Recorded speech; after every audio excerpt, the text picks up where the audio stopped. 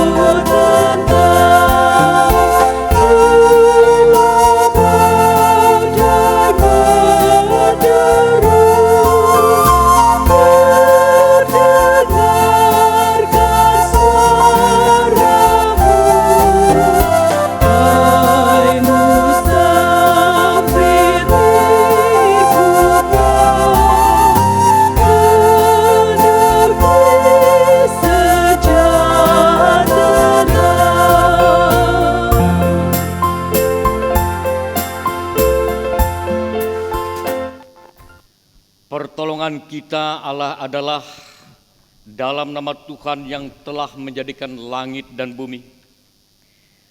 Kasih karunia dan damai sejahtera dari Allah Bapa kita dan dari Tuhan Yesus Kristus menyertai kamu.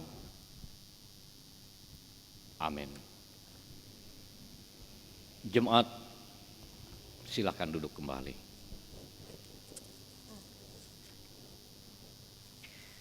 Nas pembimbing dari Roma pasal 8 ayat 14 sampai dengan ayat yang ke-16. Semua orang yang dipimpin oleh Roh Allah adalah anak Allah. Sebab kamu tidak menerima roh perbudakan yang membuat kamu menjadi takut lagi. Tetapi kamu telah menerima roh yang menjadikan kamu anak Allah. Oleh roh itu kita berseru, ya Aba, ya Bapa. Roh itu bersaksi bersama-sama dengan roh kita bahwa kita adalah anak-anak Allah. Jemaat menyanyi dari Kidung Jemaat nomor 240A, bait 1 dan baitnya yang kedua.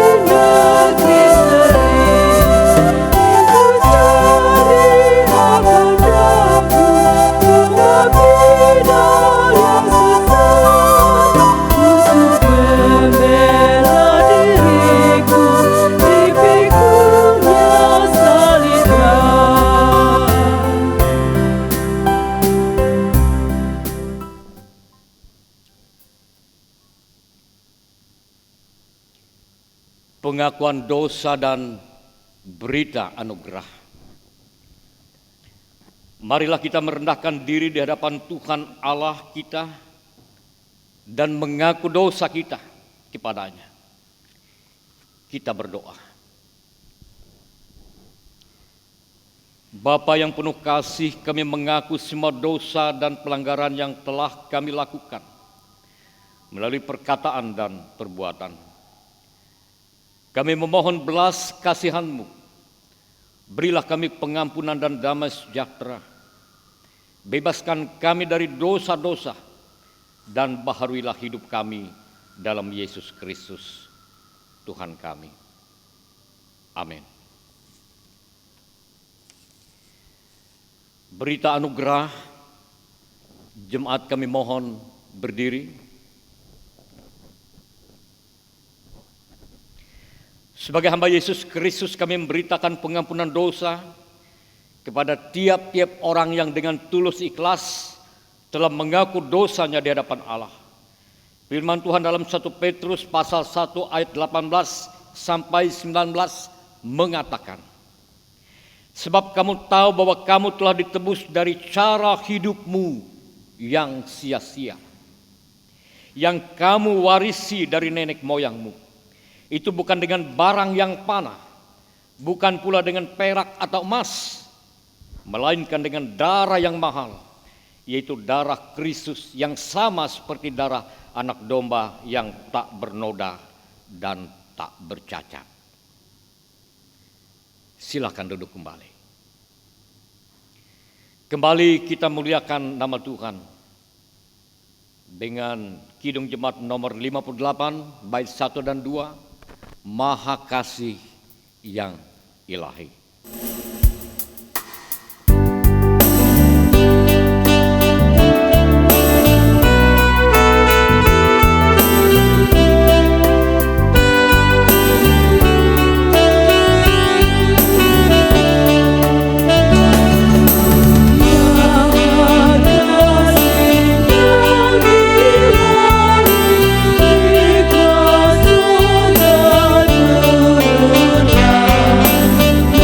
Menyembah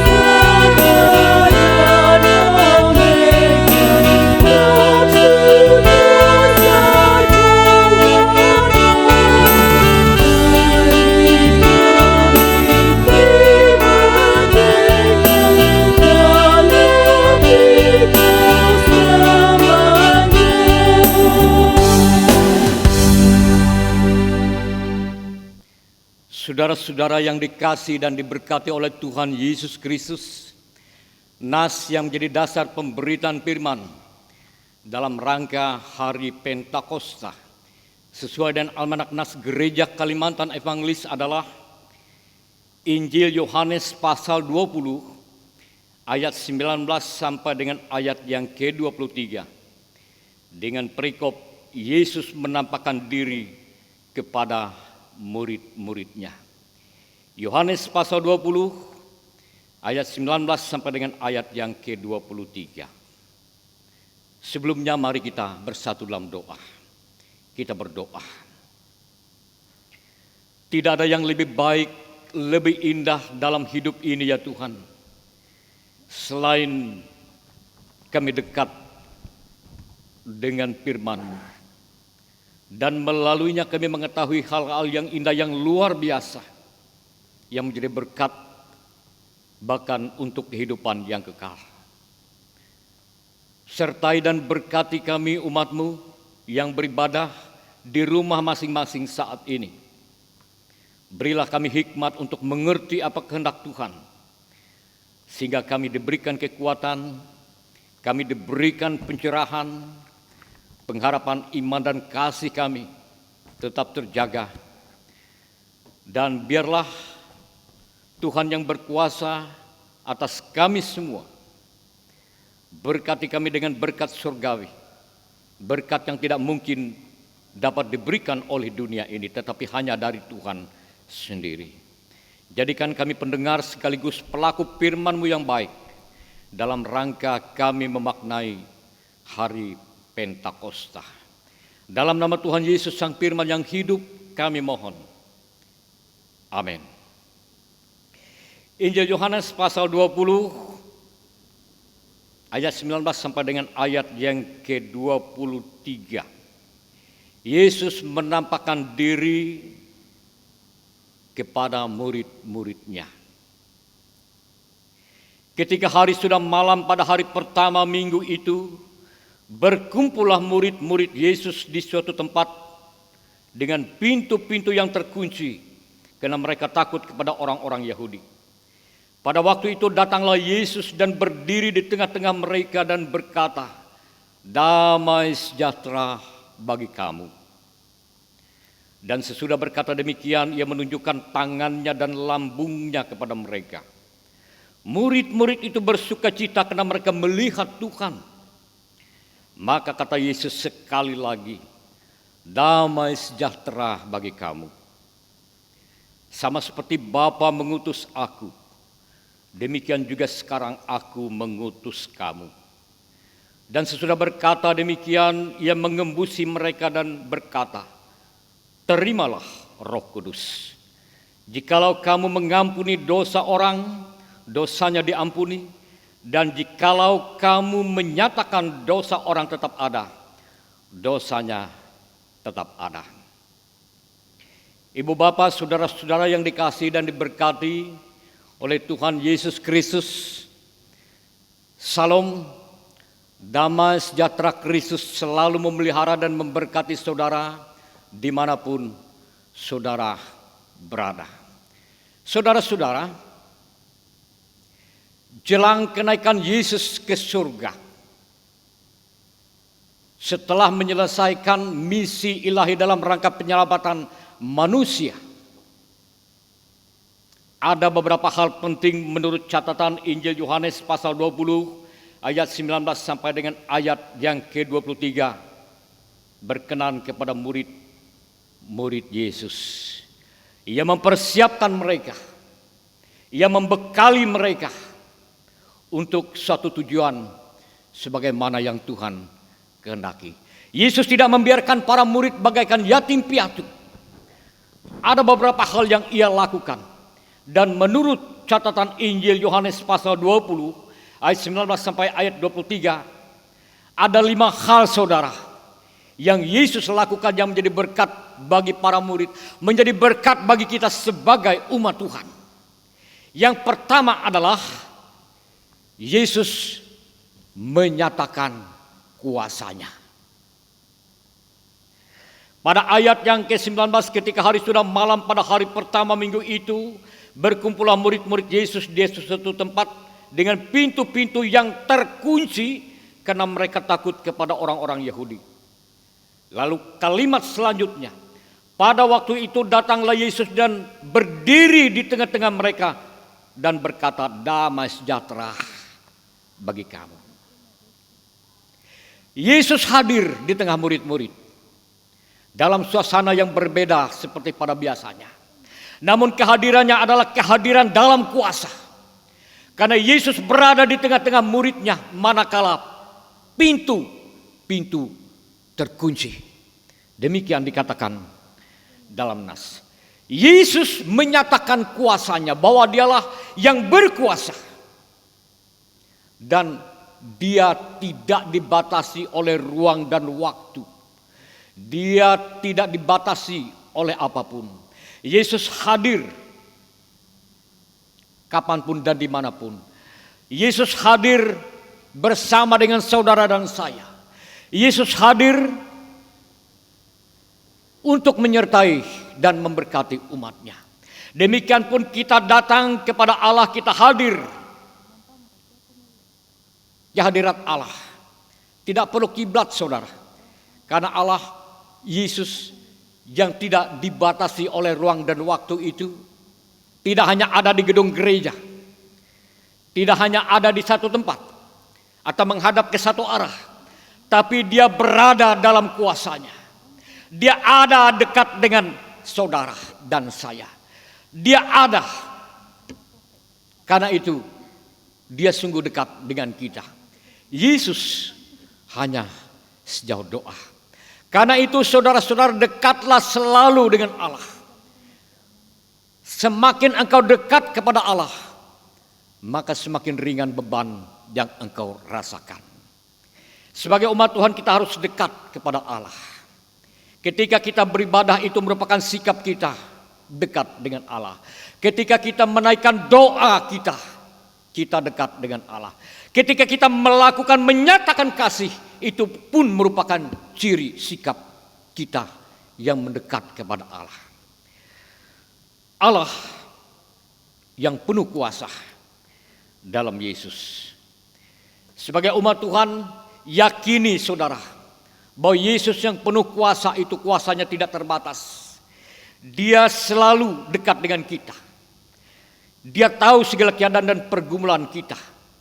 Yesus hanya sejauh doa. Itu hal yang pertama. Yesus membuktikan kuasanya. Lalu yang kedua ialah Yesus memberikan damai sejahtera. Begitu Yesus ada dalam kuasanya di tengah-tengah para murid, Yesus berkata, damai sejahtera bagi kamu. Bahkan menurut catatan Injil Yohanes pasal 20 ayat 19 sampai ayat yang ke-23, bahkan kalimat ini diulang sampai 2 kali, saudara. Damai sejahtera bagi kamu. Damai sejahtera bagi kamu. Apa artinya, saudara? Damai sejahtera itu hendak menyatakan bahwa sekarang terbuka kemungkinan bagi saudara dan saya, bagi setiap orang percaya, bahwa sorga itu terbuka. Allah membuka hatinya untuk menerima siapapun yang menyerahkan hidupnya pada Tuhan atas dasar korban Yesus Kristus yang menebus dosa manusia. Surga terbuka. Damai sejahtera itu bukan hanya urusan surga, saudara, tapi sekaligus berkat untuk kita yang ada hidup di tengah-tengah dunia ini. Damai sejahtera tidak kurang suatu apapun, berkelimpahan. Jadi Yesus memberikan berkat damai sejahtera, surga yang terbuka, Allah yang selalu menyertai dan memberkati kita yang hidup di tengah-tengah perjuangan kehidupan nyata ini. Damai sejahtera bagi kamu. Orang yang memiliki damai sejahtera itu, dia akan mengalami hidup yang tenang. Dia akan sabar. Dia akan selalu terarah kepada janji Tuhan. Dia lebih berpengharapan. Segala apapun yang dia pikirkan, yang dia lakukan itu selalu dinaungi oleh damai sejahtera. Di dalam damai sejahtera itu tentu ada sukacita, ada kekuatan, ada pengharapan, ada iman. Untuk satu kepastian masa depan yang lebih baik, hari esok lebih baik daripada hari ini. Hari ini kita gagal, tapi anak-anak Tuhan berkeyakinan esok lebih baik daripada hari ini. Situasi kita masa kini yang sulit, hari esok lebih baik daripada hari ini. Ada pengharapan, saudara.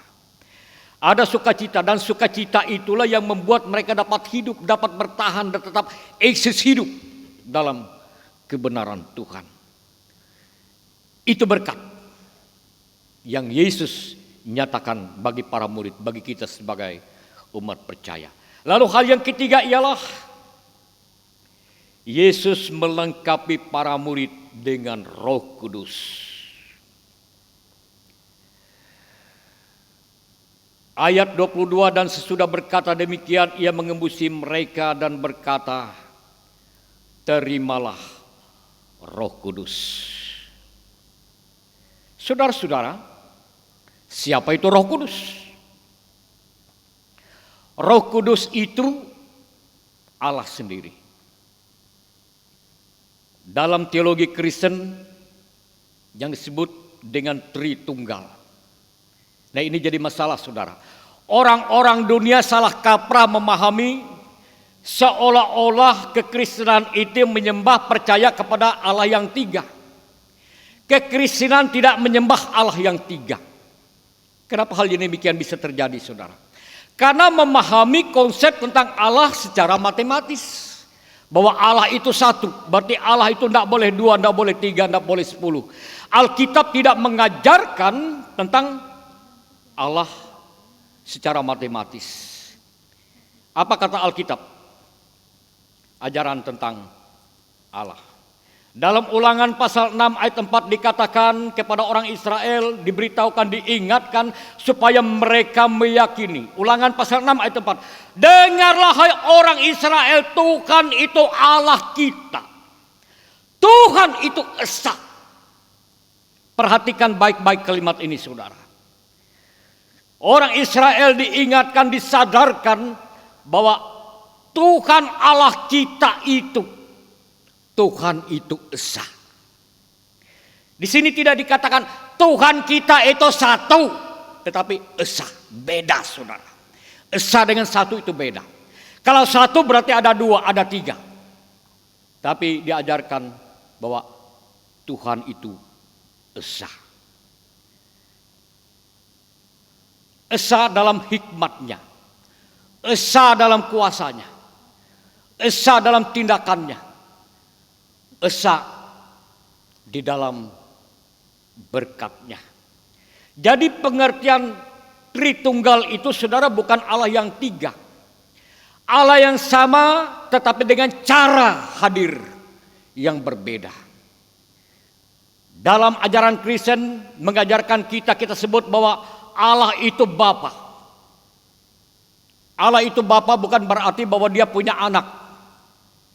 Allah itu disebut Bapa karena dia adalah Allah yang Maha Kuasa yang bersemayam di surga. Dengan istilah Bapa itu adalah suatu penghargaan, penghormatan kepada sesuatu yang luhur, kepada sesuatu yang agung, kepada sesuatu yang tertinggi dengan sebutan atau istilah Bapa. Allah yang bersemayam di kerajaan surga adalah Allah yang transenden, Allah yang tidak terhampiri, yang tidak mungkin terjangkau oleh kita. Allah Bapa. Namun sekarang Allah itu menjadi manusia. Dalam Yesus Kristus disebut anak. Disebut anak bukan berarti bahwa dia itu anak, ada bapaknya, anaknya beda usianya, bapaknya beda, bukan. Allah yang sama, cuma cara beradanya berbeda. Ada satu pertanyaan kecil, saudara. Kenapa Allah jadi manusia? Karena yang diselamatkan adalah manusia. Jadi wajar bila dia menjadi manusia. Kenapa Allah jadi manusia? Karena dia Allah. Kalau Allah itu tidak bisa jadi manusia, itu bukan Allah. Allah yang Maha Kuasa, dia bisa berada di mana-mana. Dia bisa mau melakukan apa saja. Esa dalam kuasanya, esa dalam tindakannya, esa dalam hikmatnya. Yesus Kristus sebagai anak domba Allah. Allah itu sendiri. Seperti yang ditegaskan dalam Injil Yohanes pasal yang pertama ayat yang ke-14, firman itu telah menjadi manusia dan diam di antara kita, dan kita telah melihat kemuliaannya, yaitu kemuliaan yang diberikan kepadanya sebagai anak tunggal Bapa, penuh kasih karunia dan kebenaran. Sebagai anak tunggal Bapa, bukan anak yang diperanakan, tapi sebagai anak tunggal Bapa, sebagai istilah. Karena dia rela merendahkan diri, mengambil rupa seorang hamba, maka dikenakan istilah anak. Jadi bukan karena dia diperanakan oleh Bapa atau Allah di surga. Lalu sekarang Yesus naik ke surga. Allah tidak meninggalkan para murid. Allah tidak meninggalkan kita sebagai yatim piatu. Tapi dia berjanji kepada para murid, aku akan memberikan kepadamu penolong yang lain, yaitu Roh Kudus, atau disebut dalam bahasa aslinya Parakletos. Parakletos. Jadi Roh Kudus itu disebut roh penolong, Parakletos, Roh Kudus, bukan roh jungos, saudara.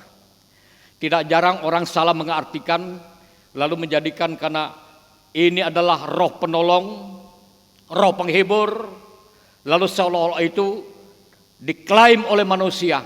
Allah mengirimkan Roh Kudus, lalu Roh Kudus itu dijadikan semacam jongos untuk diperintahkan mengusir setan, untuk dibuat semacam tontonan untuk suatu kebangunan rohani, untuk penyembuhan. Jadi diklaim seolah-olah Roh Kudus itu di bawah kuasa orang-orang tertentu, dan Roh Kudus itu lalu dijadikan semacam roh jongos. Roh Kudus yang disebut dengan Parakletos, roh penolong, roh penghibur, itu punya makna khusus, saudara. Di mana para murid orang percaya itu diberikan kekuatan. Melalui Roh Kudus itu, umat Tuhan diberikan hikmat, pengertian untuk mengerti apa kehendak Allah.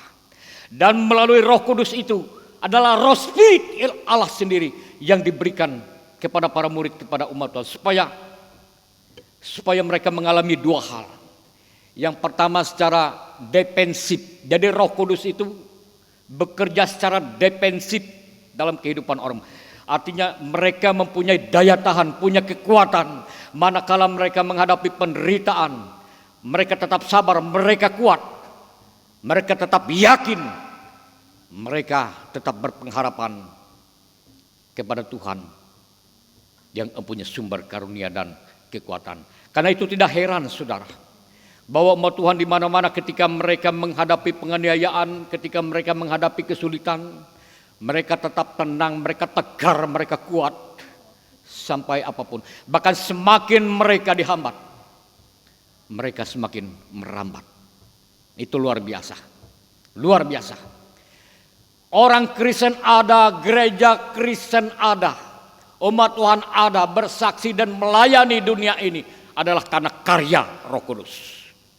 Karena Roh Kudus berkarya, maka kita ada, gereja ada, dan menyaksikan kasih Tuhan. Jika tidak, maka gereja sudah tidak ada. Orang percaya pasti sudah tidak ada. Karena mereka akan kabur, mereka akan menyimpang, mereka tidak akan tahan. Tapi justru Roh Kudus yang memberi mereka kekuatan, yang memberi mereka kemampuan untuk bertahan, untuk tetap pada prinsip, pada komitmen iman mereka kepada Yesus Kristus. Itu secara defensif. Lalu Roh Kudus yang menjadi spirit ilahi itu yang bekerja dalam hidup umat percaya itu, di samping yang defensif juga secara ofensif, Jadi Roh Kudus itu saudara bukan diperuntukkan, diklaim untuk kepentingan para murid, tapi untuk kepentingan Tuhan. Jadi keliru besar bila seolah-olah Roh Kudus itu diberikan oleh Allah kepada sebagian orang. Mari kita baca kembali apa yang ditegaskan dalam nas ini. Maka kata Yesus sekali lagi, ayat 21, damai sejahtera bagi kamu, sama seperti Bapa mengutus aku, demikianlah juga sekarang Allah mengutus kamu. Lalu ayat 22, dan sesudah berkata demikian, ia mengembusi mereka dan berkata, terimalah Roh Kudus. Terimalah Roh Kudus. Sama seperti Bapa mengutus aku, demikian juga aku mengutus kamu. Dan sesudah berkata demikian, ia mengembusi mereka. Perhatikan kalimat ini baik-baik. Ia tidak mengatakan ia mengembusi 1 orang murid, atau 2 orang murid, 3 orang murid, atau ia mengembusi Roh Kudus kepada nama murid tertentu, atau gereja tertentu, orang tertentu, hamba Tuhan tertentu. Tapi di sini dikatakan Yesus mengembusi para murid dengan Roh Kudus. Berarti semuanya. Saudara dan saya, semua kita sebagai umat Tuhan yang percaya kepada Yesus Kristus, Roh Kudus yang sama diberikan olehnya secara merata, secara luar biasa. Saudara-saudara yang dikasihi dalam Tuhan Yesus Kristus, ada orang yang berpikir dalam rangka hari Pentakosta, kan Pak Pendeta, Pentakosta itu kan pada peristiwa waktu itu ketika Roh Kudus itu turun, kan ada berupa seperti burung berpadi, seperti api di atas kepala. Tapi kita ini sekarang kan tidak ada begitu ibadah hari Pentakosta, tidak ada yang seperti nyala api di atas kepala kita masing-masing. Apakah Roh Kudus itu sudah tidak ada? Saudara-saudara yang dikasihi dalam Tuhan Yesus Kristus, bukan Roh Kudusnya yang tidak ada. Roh Kudusnya tetap ada, tetap sama, karena kuasa Tuhan tetap sama, tidak pernah berubah. Hanya cara kerjanya bisa saja tidak sama. Karena Roh Kudus yang diberikan itu untuk para murid, untuk gereja, untuk umat Tuhan, untuk menyaksikan pekerjaan Kristus, tidak selalu dalam pekerjaan yang spektakuler, saudara.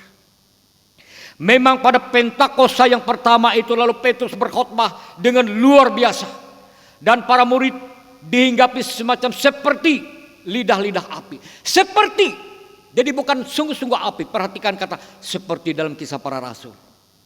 Seperti. Jadi roh spirit, roh kuasa yang luar biasa, semangat yang ilahi itu pada prinsipnya tetap sama. Walaupun dalam cara kerja yang berbeda. Saudara-saudara yang dikasihi dan diberkati oleh Tuhan Yesus Kristus, sebagai umat Tuhan tentu saja Allah mengaruniakan kepada setiap kita Roh Kudus. Dan Roh Kudus itu bersemayam dalam diri kita. Dalam 1 Korintus pasal 3 ayat 16, tidak tahukah kamu bahwa kamu adalah bait Allah dan bahwa Roh Allah diam di dalam kamu? Atau 1 Korintus pasal 6 ayat 19, atau tidak tahukah kamu bahwa tubuhmu adalah bait Roh Kudus yang diam di dalam kamu, dan Roh Kudus yang kamu peroleh dari Allah. Jadi Roh Kudus itu ada berdiam dalam kedirian kita sebagai umat percaya. Apa artinya? Artinya bahwa setiap pikiran kita, hati kita, napas kita, gerak kita, tujuan kita digerakkan oleh Roh Kudus untuk tujuan Allah, tujuan yang memberkati, tujuan yang baik. Karena itu saudara-saudara, walaupun cara kerja Roh Kudus kepada setiap orang mungkin tidak sama, tapi prinsipnya Roh Kudus itu ada dalam kapasitas yang sama. Walaupun dalam buah-buah yang berbeda-beda. Pada masa-masa yang sulit ini, saudara, Kita bersyukur banyak juga orang yang telah berbagi dengan apa yang mereka miliki.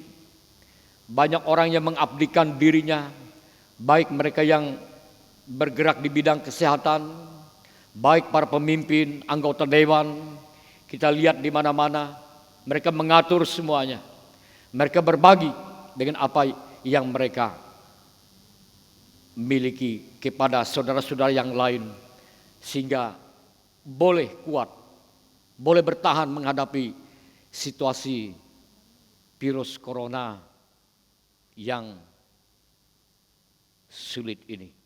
Itu merupakan bentuk bahwa apa yang mereka lakukan itu juga adalah buah-buah kebenaran, buah-buah yang baik.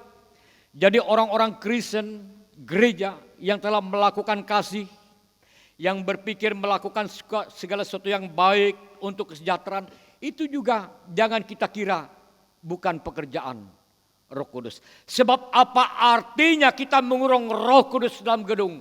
Hanya yang seremonial tapi tidak berdampak bagi kehidupan. Itu Roh Kudus yang diklaim untuk kepentingan pribadi. Bukan maksud seperti yang Yesus maksudkan. Yesus mengembusi para murid dengan Roh Kudus, itu punya maksud supaya mereka diutus. Itu poin yang keempat. Yang pertama, Yesus membuktikan dirinya bahwa dia berkuasa. Yang kedua, Yesus memberikan damai sejahtera. Yang ketiga, Yesus melengkapi para murid dengan Roh Kudus. Dan Yesus mengutus para murid menjadi saksi. Ini tujuannya, saudara.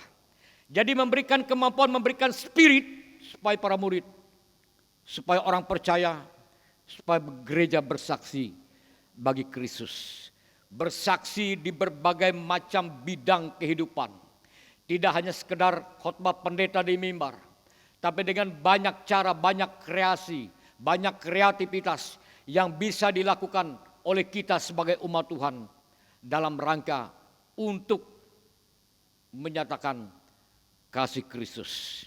Saudara-saudara yang dikasihi dalam Tuhan Yesus Kristus, sebelum Yesus mengutus para murid, namun sebelumnya dia tidak hanya mengutus begitu saja.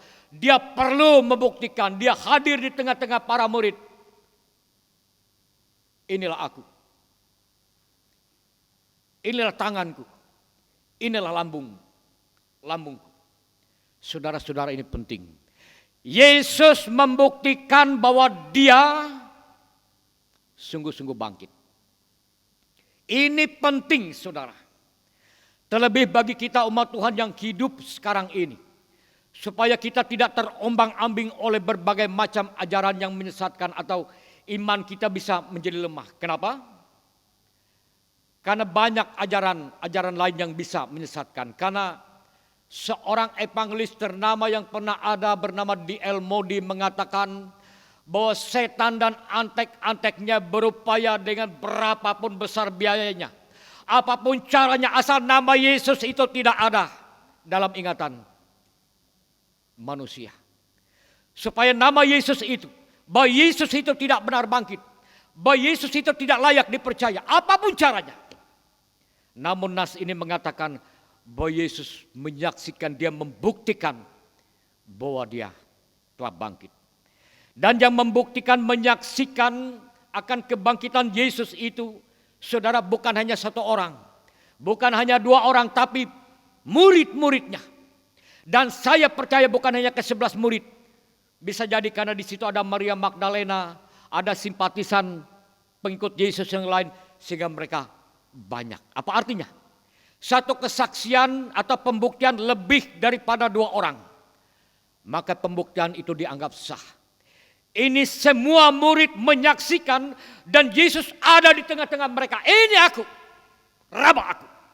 Karena setan tidak punya darah dan daging. Yesus membuktikan bahwa dia sungguh hidup, bahwa dia telah bangkit. Ini penting bagi kita, saudara. Supaya iman percaya kita kepada Yesus yang telah bangkit itu sungguh-sungguh kita amini, menjadi dasar iman pengharapan kita untuk memperoleh jaminan kehidupan yang kekal. Ini penting. Sekali lagi ini penting. Kenapa? Karena ada 4 abad kemudian ada yang menulis Injil yang lain yang disebut dengan Injil apokrif, menulis fakta yang berbeda. Tapi di sini kita ingin membandingkan saudara, orang yang menulis memberitahukan suatu kejadian yang sudah 4 abad kemudian, kira-kira mana yang bisa dipercaya, dengan orang yang menyaksikan dengan mata kepala sendiri kejadian, bukti, kira-kira mana yang lebih bisa diyakini. Dan ini disaksikan oleh para murid. Dan yang menulis Injil ini adalah Yohanes, salah seorang murid yang menyaksikan dengan mata kepalanya sendiri bahwa Yesus yang bangkit itu hadir di tengah-tengah para murid. Dan saat itu salah satu adalah Yohanes sebagai saksi mata. Untuk meyakinkan saudara kita sebagai umat Tuhan, supaya iman kita tidak terombang-ambing oleh berbagai macam ajaran yang menyesatkan. Saudara-saudara yang dikasihi dalam Tuhan Yesus Kristus, lalu Yesus mengutus para murid supaya mereka menyaksikan apa yang telah mereka saksikan. Untuk menyaksikan akan kasih Allah yang menyelamatkan dalam Yesus Kristus. Saudara-saudara, kita menjalani hidup ini di tengah-tengah dunia ini. Tapi yakinilah bahwa Allah selalu beserta dengan kita. Dia membimbing kita, Dia memberikan kita kekuatan. Dia selalu beserta dengan kita. Tetaplah semangat, tetap jalani hidup ini. Dekatlah selalu dengan Tuhan. Tuhan mau memakai saudara dan saya menjadi saksinya dalam kehidupan ini. Kita harus meyakini kehidupan kita bersama dengan Tuhan. Kita tidak pernah akan gagal. Terus berlangsung apapun keadaan di sekitar kita, tidak akan pernah menenggelamkan kita. Kita tidak akan mungkin terhenti olehnya. Walaupun situasi kita situasi yang sulit, bergelombang setiap saat, silih berganti. Namun sebagai anak-anak Tuhan, tetap kita menjalaninya dengan satu keyakinan bahwa kita ada karena ada satu tujuan Tuhan. Kita hidup bukan asal hidup, justru untuk itulah Yesus mengutus para murid. Kita ada di tengah-tengah dunia ini juga, Yesus berkenan mengutus kita. Berbahagialah kita yang hidup ini mempergunakan segala apa yang ada pada kita, karena kita telah mendapat kasih karunia dan sukacita itu yang mendorong kita terus untuk melakukan apa yang layak bagi Tuhan. Terpujilah namanya senantiasa. Dia menanti kita di kerajaan surga, di kemuliaannya. Sebagai anak-anak Tuhan bersukacitalah dan kita harus berkemenangan di dalam Yesus Kristus. Selamat merayakan hari Pentakosta. Amin.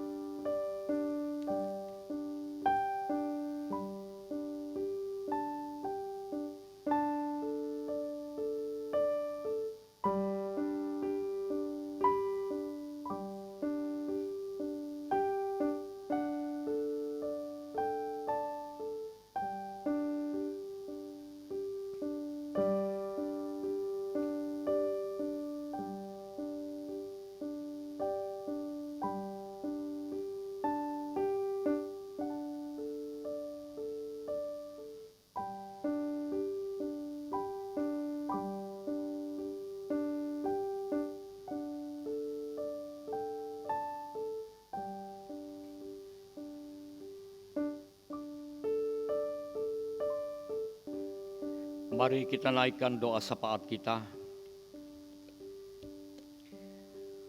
Puji syukur dan terima kasih ya Allah Bapa di surga.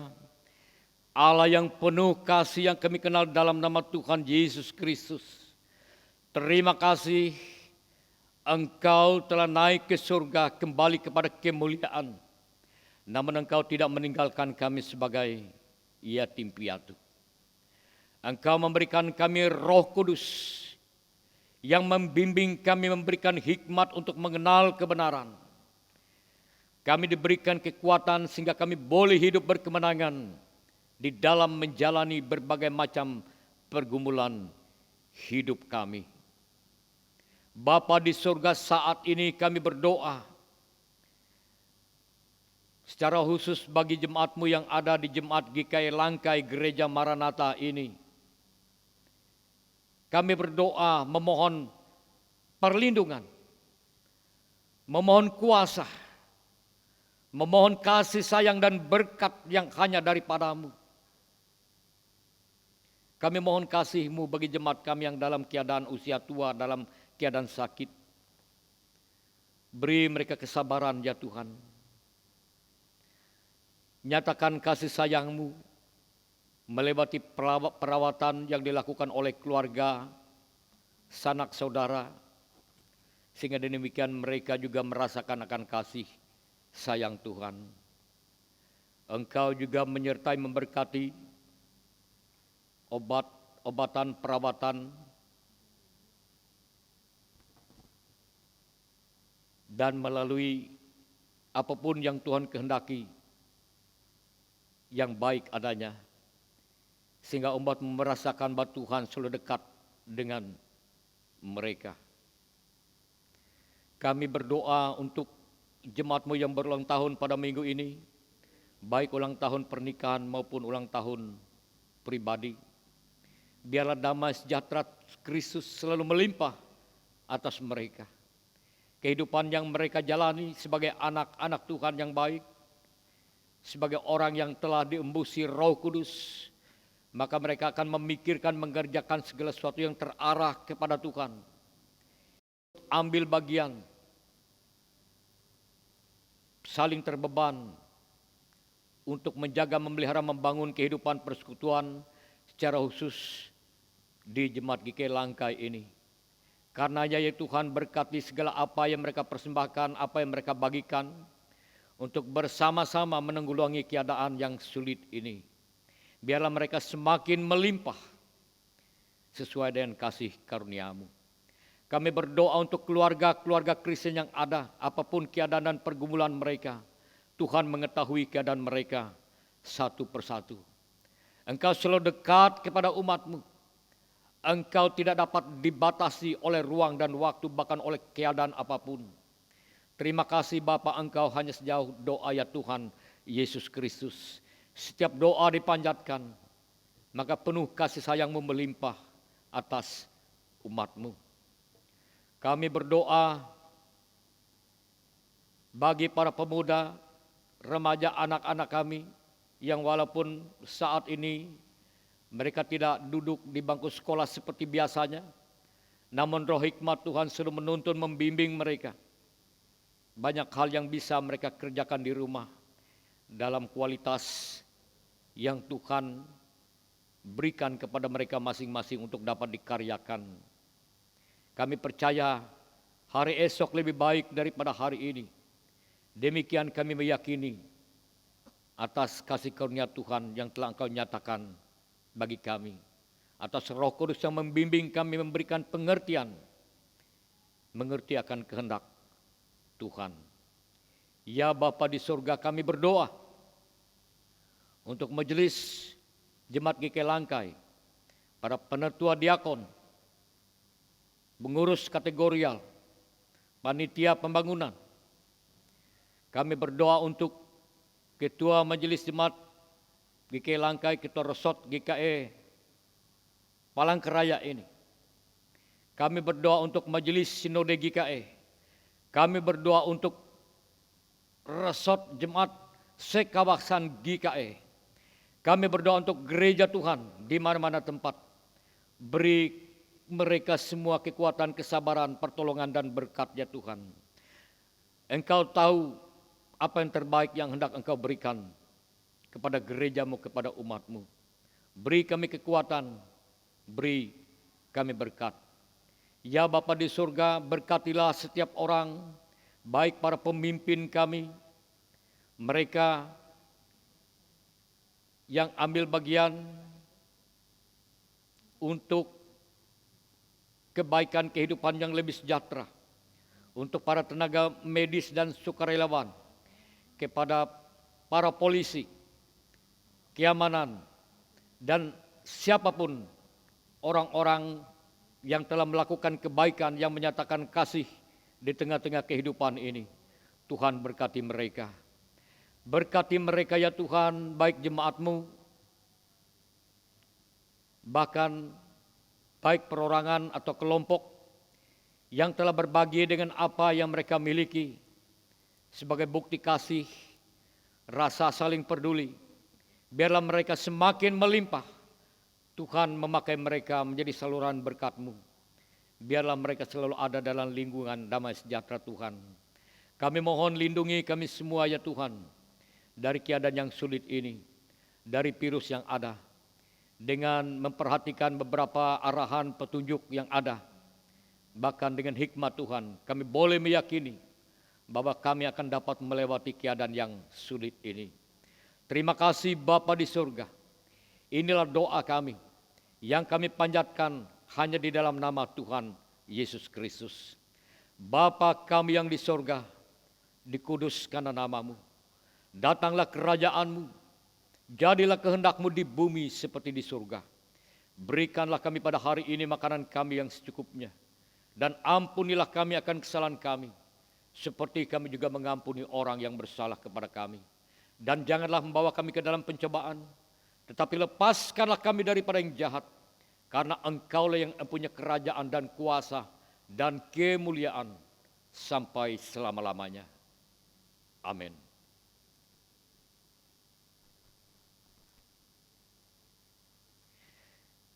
Marilah kita berdiri bersama-sama dengan sekalian orang percaya dari segala masa dan tempat, mengikrarkan pengakuan iman rasuli dengan hati dan mulut kita dengan sikap sempurna.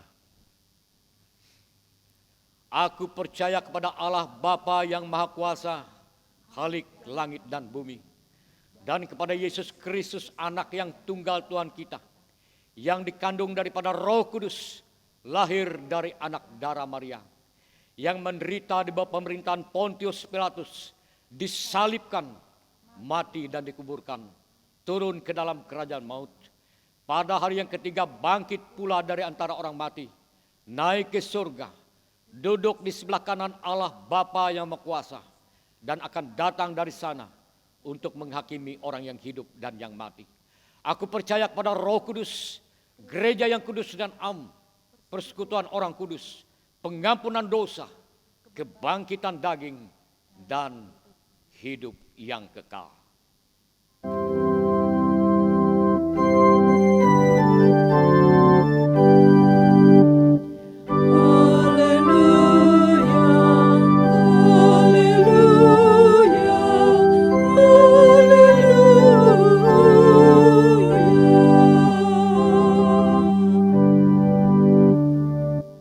Silakan duduk kembali.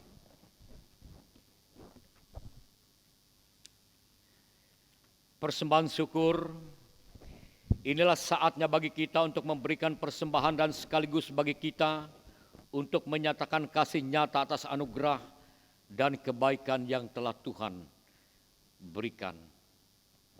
Nas pengantar Kisah Para Rasul pasal 20 ayat 35, dalam segala sesuatu telah kuberikan contoh kepada kamu, bahwa dengan bekerja demikian kita harus membantu orang-orang yang lemah dan harus mengingat perkataan Tuhan Yesus, sebab Ia sendiri telah mengatakan, adalah lebih berbahagia memberi daripada menerima. Mari kita berdoa.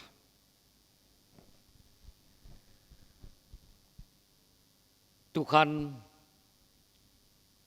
kami persembahkan persembahan kami, dan kami sampaikan dengan sukacita. Tuhan mengetahui isi hati setiap kami. Mungkin apa yang disampaikan ini dari segala keterbatasan. Namun biarlah menjadi berguna karena Tuhan yang memberkati. Dapat dipergunakan dengan baik dan bertanggung jawab sesuai dengan apa yang telah diatur untuk itu. Kami memohon Tuhan memberkati setiap mereka yang menyampaikan persembahannya dengan melimpah sesuai dengan anugerah-Mu. Terpujilah Engkau ya Allah, sumber segala kasih, karunia dan berkat, dalam nama Tuhan Yesus. Amin. Sementara jemaat mempersembahkan persembahan, kita memuji Tuhan dari Kidung Jemaat nomor 235, bait 1 dan bait yang ke-7. Ku dengar berkat-Mu turun.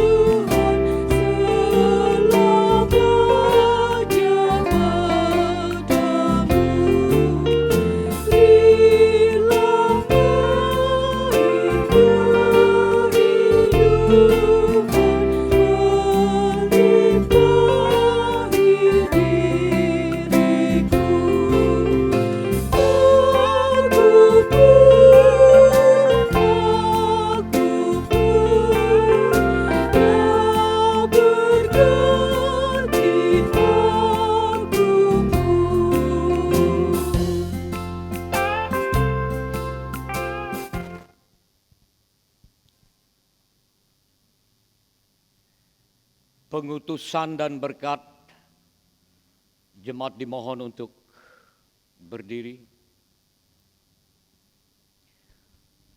Pergilah, terimalah Roh Kudus. Tuhan memberkati engkau dan melindungi engkau. Tuhan menyinari engkau dengan wajah-Nya dan memberi engkau kasih karunia. Tuhan menghadapkan wajah-Nya kepadamu dan memberi engkau damai sejahtera. Haleluya, amin.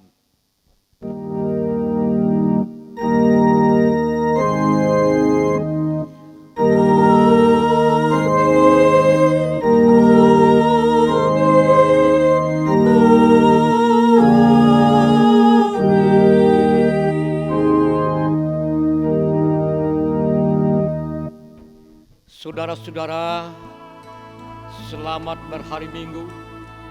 Tetaplah semangat, miliki sukacita di dalam Tuhan. Lakukan apa yang harus kita lakukan, walaupun dalam cara yang berbeda. Tuhan memberkati saudara-saudara, dan kami mengucapkan selamat merayakan hari Pentakosta. Hiduplah selalu bersama dengan Tuhan, karena Tuhan selalu beserta dengan kita senantiasa. Salam. Tuntun kami yang lemah lewat gurun dunia. Jiwa yang letih lesu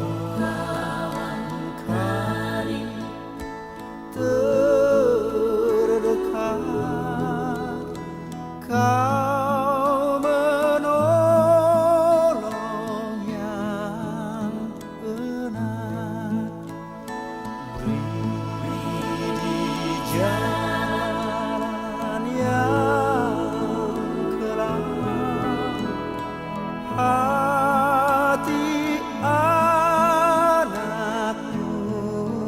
tentram. Bila badai menderu, perdengarkan suaramu.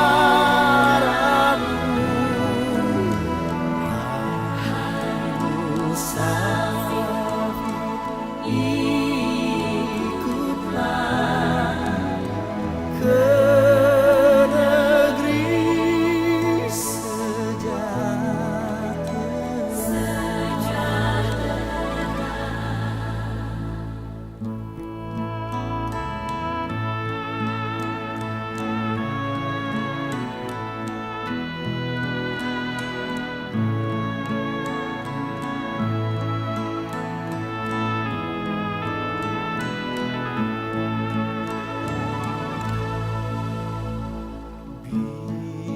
bila nanti tamatlah